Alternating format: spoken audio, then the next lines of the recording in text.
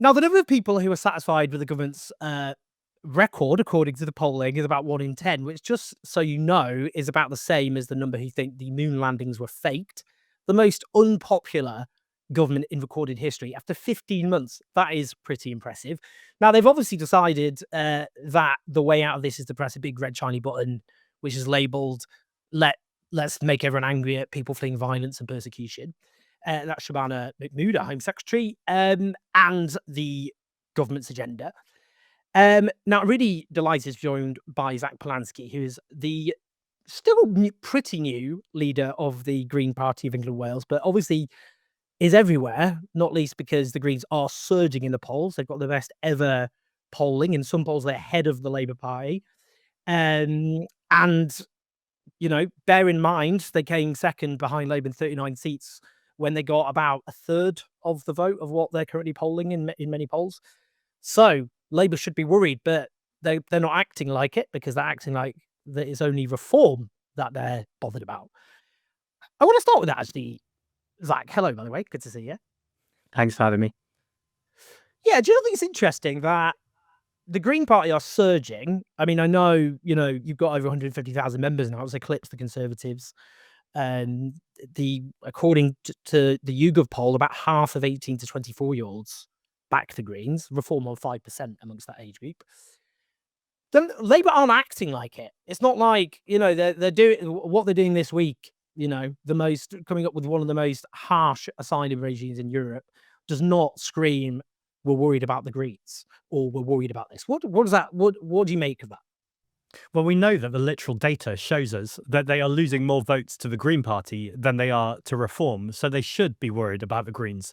But I would say there is a complete ideological invisibility for the left to Keir Starmer and the Labour Party. They just don't think it's serious politics. They don't consider it of any value. And so they're just not worried about it. But that is obviously a huge mistake for them. Now, the real problem is it's a huge mistake for the country. And that means right now we all seem to be caught in this basic, death spiral that the Labour Party are taking us and the country in. I really believe it doesn't have to be that way. And actually, we can recognize that this country has so much talent, so much resource, so much pride in who we are. And Darren Jones put out an article that basically said we had undeliverable promises. And I guess just so people know, he's a top Labour minister.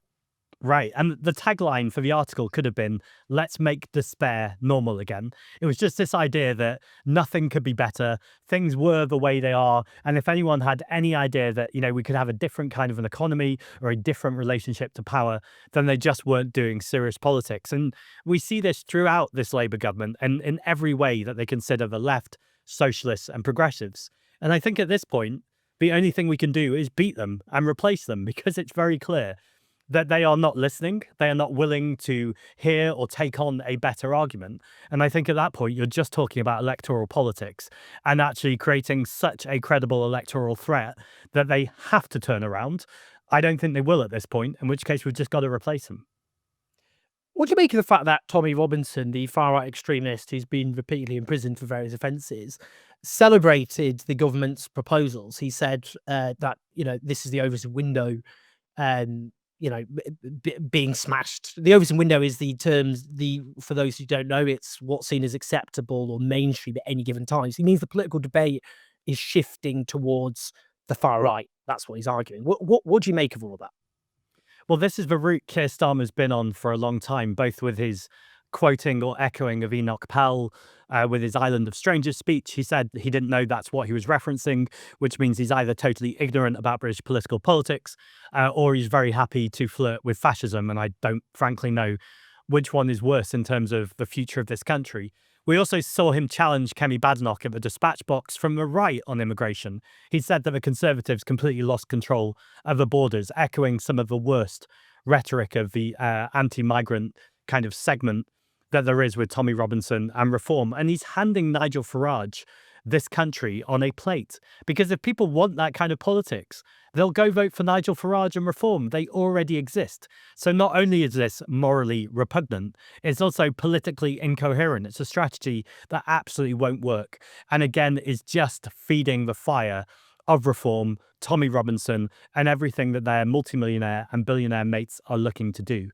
We know the way to challenge the anti-migrant rhetoric is to ultimately focus on lowering people's bills, changing their material living conditions, and pointing out the fact that migration is of an economic benefit. Now, look, I can make humanitarian arguments of compassion and dignity for migrants all day, and indeed we should make those arguments. But we also know that we need to center the arguments that lowering people's bills, making things affordable for everyone, and ultimately making sure that we're taxing the wealth of multimillionaires and billionaires is an argument that resonates with pretty much everyone in this country, including, by the way, people who are thinking about voting for reform. So it says a lot about Keir Starmer's instincts that rather than take on those much easier arguments that are powerful and correct, he has instead allowed himself and Shabana Mahmood and the entire cabinet to go down into that politics of toxicity, divisiveness, and hate. And by the way, it's just not going to work. We've got MPs near where I live, like Stella Creasy, who are saying, oh no, we're speaking out against this. You can speak out against it all you want. You can have a rebellion under the radar all you want. If you are a Labour MP at this point, you are complicit in what they are doing to migrants. You are complicit in what is happening in Gaza with the genocide. You are complicit when Rachel Reeves stands up at the dispatch box next week with a sad face and talks about tough choices, but they are never tough choices for multimillionaires and billionaires. They are always tough choices for children living in poverty, for migrants, for disabled people. And every single Labour MP at this point should be looking internally to their conscience and saying, when history books are written, as years go by, do I want to be associated with this? Do I want to say that although I spoke out, I still stood there with the Labour whip and said, this is a party that I am happy to represent? I mean, you actually call the Labour government cowards. Do you want to just explain what do you mean by that? Because we're not used to, I mean, it's often people on the left who are portrayed as kind of weak, wimpy, kind of, softies or whatever. But you said that these are cowards. What do we mean by that? They're complete cowards. They're wimps. Ultimately, they need to be taking the fight to multimillionaires and billionaires, to the fossil fuel giants, to the arms trade companies, to the gambling companies. And instead of punching up and actually taxing fairly and removing fossil fuel subsidies and rejigging or recreating an economy that actually works for everyone, they are taking the easiest ways out, which is to blame everyone other than the people who are actually to blame and try and create a culture of divide and rule and essentially get some of the poorest people, some of the most vulnerable yet resilient people who have struggled through hardship, through war, through conflict, rather than creating the correct narrative that is about challenging wealth and power and taking on vested interests. They have taken the coward's way out, which is ultimately to point to the people who have absolutely nothing to do with this, who are just trying to get a better life and pretend it's their fault. And that is completely lacking in backbone, completely devoid of integrity, and morally repugnant too. The Home Secretary's allies briefed the New Statesman that as a child of migrant parents, she has an authentic outrage over illegal migration. I was sent video footage of Shabana Mahmood a few years ago in which she calls for general amnesty for undocumented people here. She actually uses the term undocumented workers as well to describe those she now describes as illegal migrants. What do you think? I mean, look, well, you are actually do have a background in psychology. So, I mean, what do you think is going on there? I mean, look, I don't know what's going on in these people's heads. What does that tell us? Because if she has an authentic outrage as the child of migrants, then she didn't have that a few years ago, but she does now. What does that tell us when you get this? I mean, Keir Starmer's the same. He's the same. We need to fight for free movement. We're standing for Labour leader. He said Labour hasn't made the case for immigration, and then he starts using Powell type language. How do you explain what's going on there? I don't think we need to explain it with psychology. I think we can explain it with material things. It's about power and it's about wealth. We know that this is a Labour government that is stacked with corporate lobbyists. And that's not a metaphor. They were literally working as lobbyists for some of the worst corporations in the world, and they are now Labour MPs. And so we have a Home Secretary who is happy to stand at the dispatch box and say this is about countering racism. Now, I accept that she will have had experiences of racism that I've never had. But I also know from listening to people and basic common sense that many people in this country right now, people of colour, are saying that both because of a conversation about flags and also this more kind of even more inflammatory conversation right now about migrants. People of color are saying to me they feel like they don't belong in this country. They've been scared throughout their entire lives, but the fear was under the surface. And now it feels like it's come right to the surface. It is out there and it is explicit. And then for her to have the audacity to stand at the dispatch box and say she is willing to implement policies and continue the discourse in this country that we know is fueling racism, that we know is fueling hate crime, is deeply cynical. And for her previously, when she was in the shadow cabinet and there's a Labour politician who was not in government, to be making the opposite arguments, you wonder who's paid her off. And I almost hope she's been paid off, because the idea they've done this just because of a status or just because they want to feel important, I feel like that feels even more absurd. At least if you knew they've been paid off and they're doing what they've been paid to do by vested interests, you kind of go, I see how you got corrupt and I see why you're saying the words that you've been paid to say the words. At least there's some logic to that, no matter how much we might condemn it. But I don't think it's even that. I think at this point, they will do anything to hold power. And to come back to your first questions, it's not even like we have an election next year or a general election. They already know they are going to lose so many seats at May's local elections. And local elections matter, by the way, because local people deserve local representations. They are not just steps towards getting MPs. But we also know the media take them as really clear signs of the direction this country is going in and how the government is doing. And I don't know how they don't look at these elections in May, whether it's in London or the Senate in Wales or right across the country, and how they can't see the writing on the wall that the Labour councillors across the country and in Wales are about to be obliterated. And I think even if they turned it around now, that's still going to happen. That's how badly they've done. But they don't even seem to be showing an inch of changing course. They literally seem like that meme of the dog that sat down at the table, the house is in fire, and they're saying everything is fine. And it would be laughable if it wasn't so serious, and if migrants and people of colour in this country weren't feeling so scared right now. And to have a Labour minister of a community who is a migrant to be doing this shows the very worst of identity politics. It really resonates with what happened in America, where they took on Kamala Harris, but then it turned out she didn't actually have any real politics other than defending the status quo. And lo and behold, we ended up with Donald Trump for a second time. Just in terms of Shabana mood, in terms of, money and all the rest of it. I mean, obviously, as you say, we don't have evidence of being paid or whatever by anyone, but we do know that as a backbencher, she's still a backbencher. She did be on 86.5 grand, still way above what most people would. As Home Secretary, she gets about £160,000 per year, plus, all the trappings of office, plus being in power. That'll do it. Well, just a couple of things. I mean, Mike Tapp is a Labour minister who is quite a character. He often, he's just kind of a bit Alan Partridge, if I'm brutally honest. He often posts things like pictures of full English breakfast with the caption, British values, and a load of British flag emojis. I honestly thought he was a parody to begin with. But he has called you a communist. How do you respond to that? Well, this is a little bit like when Labour or the right-wing media keep comparing me to Mamdani. And I'm like, oh, you're going to compare me to one of the most successful elections, successful politicians of recent years. He's literally won the mayor of New York. Look, the Labour Party can call us as many names as we want. The truth is that the 50 wealthiest families in this country own more wealth than the poorest 50% of the population. That's 50 families versus 35 million people. There are 156 billionaires in this country. And every time we say a radical policy, like it might be time to tax the rich, and we're talking about on assets, 1% on £10 million or more, or 2% on £1 billion or more to tackle inequality, they get almost feral about it. They just seem to think that this is the most offensive and radical thing you could say. Whereas it's completely clear that the most radical, negative radical, if we're going to talk in those terms, is to look at the status quo and to continue to defend trickle-down economics, to continue this absolute crap that the wealth creators in this country are CEOs, some of whom are sat on their backsides doing literally nothing, making money on assets, while the majority of people in this country with their hands are actually out there making things happen. There are people who go to sleep tonight who will make more money than any of us could earn in an entire year. And I say make and earn very carefully because they're not earning it.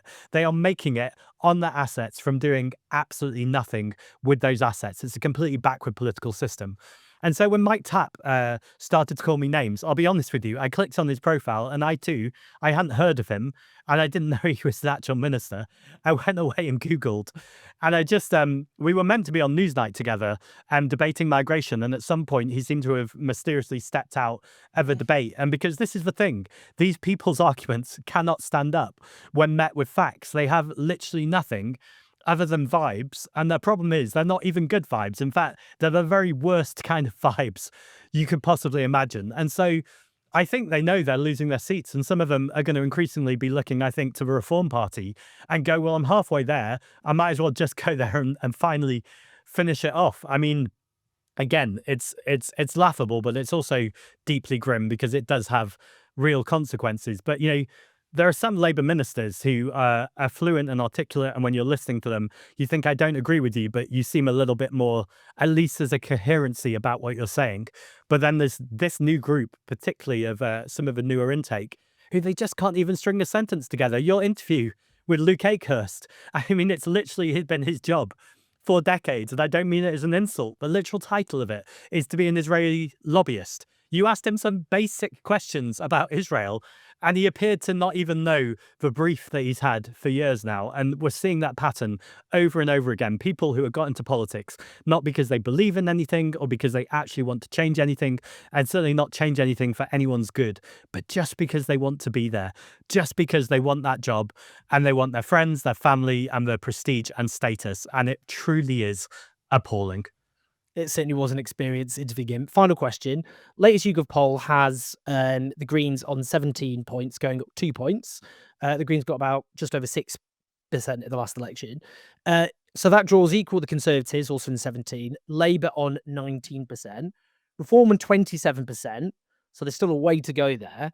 I mean, just looking finally at those, so that, 19% who are still clinging on, I guess, still saying to pollsters they're voting Labour.